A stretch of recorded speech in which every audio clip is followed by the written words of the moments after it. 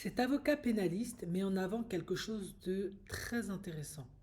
En effet, il explique que durant sa carrière, il a été confronté à des situations telles que, à l'université par exemple, il y a des athlètes qui sont très prisés, surtout aux États-Unis, c'est comme des grandes stars, NBA, NFL, et ils font constamment des fêtes où il y a de très très très jolies jeunes femmes qui viennent participer à ces fêtes pour être proches de ces acteurs, de ces stars sportifs. Sauf que dans deux cas, enfin c'était pas son affaire à lui, mais c'était un de ses collègues, il l'a aidé sur ce dossier.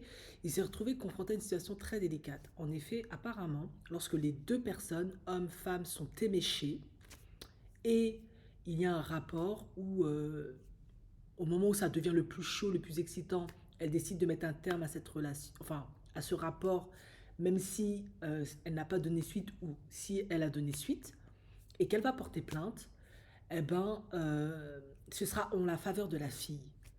Parce que, apparemment, si la fille et le garçon sont éméchés, l'homme ne pourra pas se défendre en disant bah, j'étais ivre, je ne pouvais pas donner mon consentement, mais la fille peut le faire.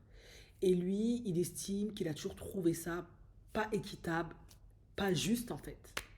Du coup, vu que la situation est comme ça, et d'ailleurs par ailleurs au Canada, maintenant ils ont introduit des fiches où la femme signe son consentement avant toute introduction de relations intimes ou romantiques.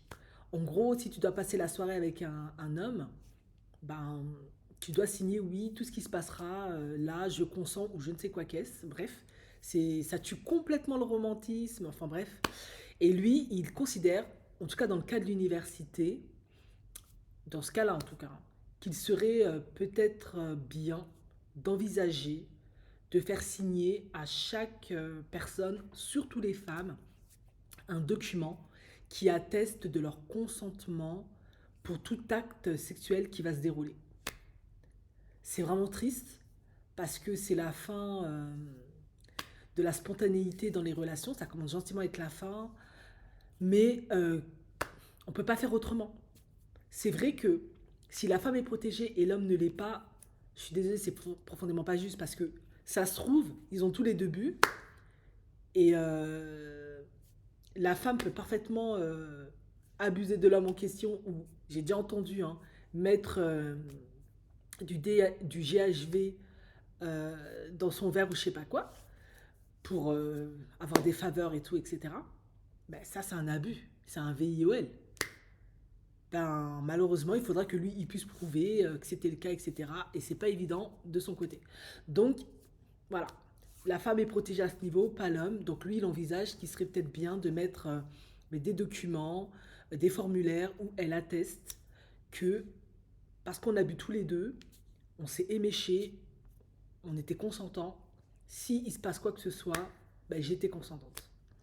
C'est vraiment triste où on en arrive.